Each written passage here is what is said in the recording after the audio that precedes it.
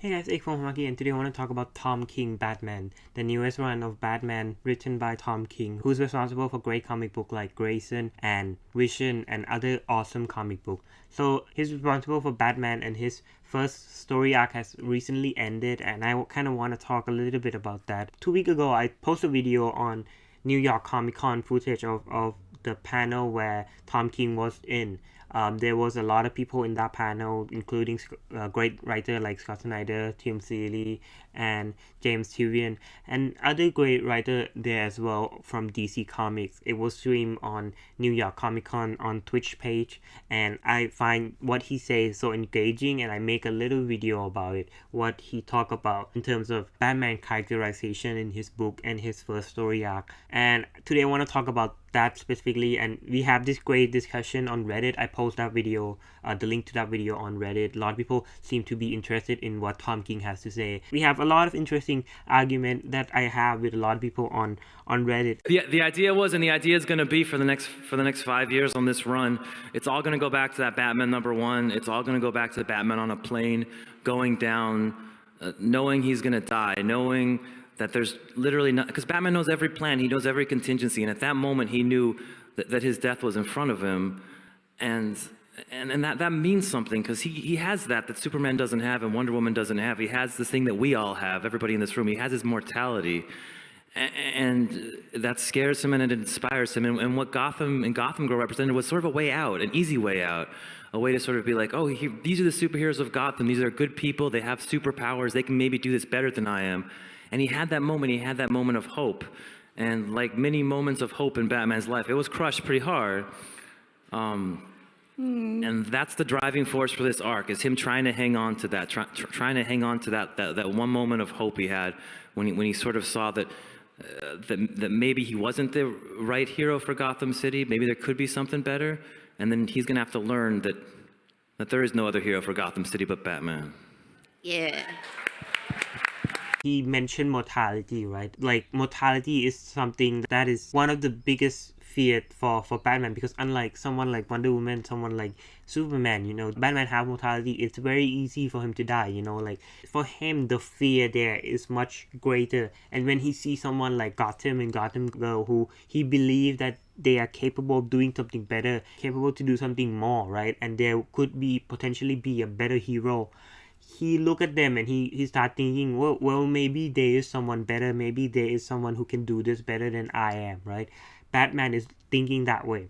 And that's the mind frame that he want Batman to be in. And that's what he want to flip Batman thinking on. And that's something that I don't think have seen too much on. Someone mentioned that it was very similar to how Christopher Nolan did it with the Dark Knight movie, where Bruce Wayne believed in Harvey Dent, and how, his belief in Harvey Dent get betrayed by the end of the movie when Joker, blow everything up and, change Harvey Dent from this great man Bruce Wayne believed in into Two-Face, one of the worst villain in comic book history. But I would argue that there is a little small difference between the Dark Knight movie and this comic run. Someone mentioned that, oh, it's very similar to the movie, and I'm like, wow, that I have never thought of that before, right? If this commenter were to comment this, I would have never think about this before. And I said that there is a little small difference here, and it actually is quite interesting when you look at it. In the Dark Knight film directed by Christopher Nolan, the belief in Harvey Dent that Bruce's have, that Batman have, come from the belief of a better justice system, one where law and judicial system have much more power than a vigilante like Batman is, right?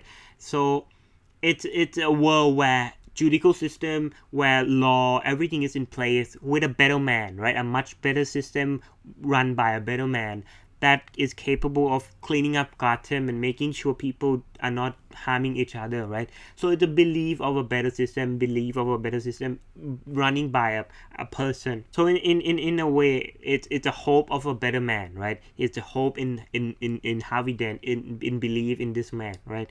A man who don't need a mask like Batman is.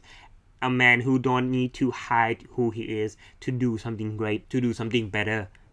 A better Bruce Wayne. But that is actually a little different when you compare it to the comic book, though, because in the case of this story arc, the hope in Gotham, the belief in Gotham and Gotham Girl and what they can do is a belief that they can be a better Batman. That Batman might not be the best hero for Gotham when we have this superpower being who can do similar thing that Batman with the right kind of training, right? He look at them, he look up at them, and this is a really good motive in the book as well. If you read through the story arc and you go through the page, you will see a lot of panel where Batman is looking up at Gotham and Gotham Girl. Obviously because they can fly, but it is used in great effect to kind of like heighten them, to put them in a higher position. It put them in position that Superman would usually be.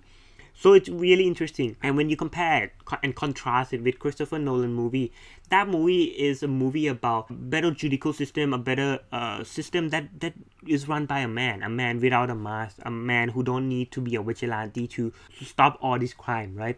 But in this case, it's about someone who's better than Batman, who can do something greater than Batman ever could. And the small difference there is drastic, right? Because a belief in better judicial system is something outside of the frame of vigilantism and this hero type thing, right?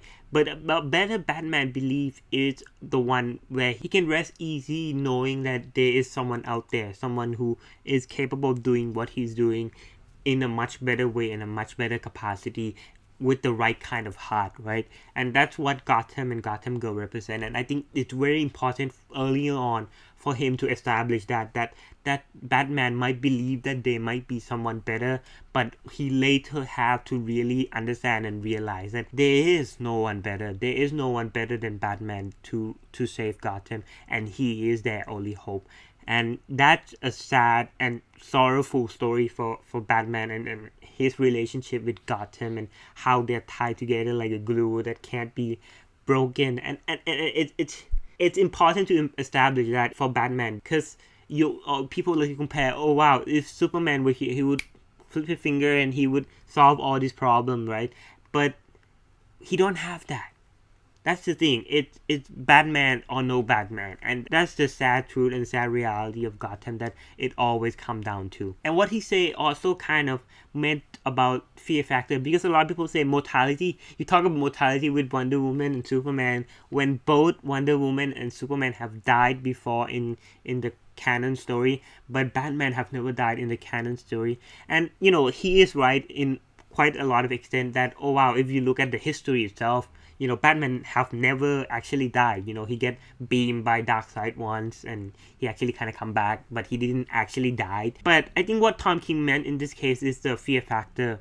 I mean, sure, they all can die. Like, all these heroes can die. But when he talked about mortality, what I think he meant is that it's much more likely with Batman than other heroes, because despite the suit, despite the symbolism of fear, despite his training and experience, despite his detective skill, at the end of the day, Batman is just merely a man, right? There's a limit to what he can do, and that is his greatest fear. That scared him. He may have contingency plan for everything. He may be strong, independent, courageous, smart, and he may also be ready to die at any moment, presented in the story as well, to save other people. But they are just things that he literally cannot do because he is a man. That plane going down is almost a perfect example of that, and that's something he illustrates in this book perfectly. It is his greatest fear. It's not because he didn't plan for it or because he's scared of death, but because it is physically impossible for him to do anything about it. It's physically impossible for Batman to stop that plane from going down without risking his own life. And if you look back at his origin story, where is this fear originated from? If you look at his origin story, you would realize exactly where it comes from. If you think about his origin story, and I think it will make a lot of sense here, the feeling of powerlessness. The fever, the rage, the feeling of powerlessness that turns good men cruel. And I feel like the Scott Snyder film actually touched on this a little bit, the Batman v Superman film. I know I super hate that film. That film have a lot of crazy stuff, but they touch on this point that I feel they should have explored way more than that, because the feeling of powerlessness is an interesting feeling, and it's definitely something that Batman feel from time to time. And like the inability for him to save his parent, despite the fact that he was there, right there, right? That he could have saved his parent, when all he can do is just stand there and witness everything over and over again, especially in his mind. It is present time and again that Batman have PTSD. He suffer from that specific moment, right? And he always think back into that moment, and it's the worst moment because he's right there. He's right there. He should be able to do something about it. He think himself that he can do something about it, but the feeling of powerlessness is something that stop him from doing it, right? Not purely because he's scared, right? And like, it's sure you can be scared, but it's because it is physically impossible for him to do anything about it as well, because Bruce was a kid at the time. He can't stop Joe Chill from shooting his parent. And it's like, even if he were to come up with all the courageous in the world, it is physically impossible for him to save his parent. And that's where those feeling of fear originated from. And that's why he's scared, when he want to save other people, he want to save them. And when it is physically impossible, like that plane going down, right? When that is physically impossible for him, that's when his greatest fear kick in. That's when he's scared the most. And that's when Gotham and Gotham Girl show up in the story. And that's why he always look up to them, and he's always, having this faint belief that they could be better than he is, that they could be a better hero for Gotham. And I think it's a perfect exploration of the physical limitation of Batman. Like, if you read the Scott Snyder run, he did one on Call of the Owl and Night of the Owl. I think that story arc kind of explored the mental limitation of Batman, when he was trapped in the Court of the Owl maze, right? Like that whole maze, and he have to drink the water, and he have to find his way out of the maze. If you read that storyline kind of explored the mental limitation that Bruce Wayne have, that Batman have. But I think in Tom King depiction, we would get to see a lot more of physical limitation of Batman, like things that he just couldn't do because he is a man, and how he has to deal with that, how he has to kind of confront that. And I think that would definitely be interesting. Now, I want to reiterate that I'm not saying that both Wonder Woman or Superman doesn't have fear, because that's something people also comment as well, and I have to reiterate there, because I think Wonder Woman and Superman are two great characters as well, and they also have their own fear and stuff like that. But I think the difference there is that they have the fear of death, which I feel everyone have, and it's absolutely fair to have a fear of death. But for Batman, it's a fear of incapable of saving someone else merely because he is physically unable to do it. And that's really sucked, because he is a man with so much mental capacity. He is trained by League of Assassins. He's this great man who can do so many things, but at the end of the day, he's just a man, right? So there is a physical limitation there, and he needs other people help sometime, right? Like the Justice League and other people. And I'm not shitting on Wonder Woman or Superman. I think they're two great superheroes as well. But that's just my take on Tom King Batman. And I hope you like the video. I know it's a little ranty, but I want to prove my point. I want to express my point, and a lot of these stuff are comment that I made on Reddit page as well. So if you're interested to read more stuff that people have discussed on the page, you can click the link in the description. I would link it to the page of the link that I linked to the video in the Reddit page, where people actually are discussing this kind of stuff. So yeah, hope you liked the video. Thank you for watching, and see you guys next time. If you like the video, leave a like. If you want to see more of this type of content, subscribe. Thank you for watching. Bye bye.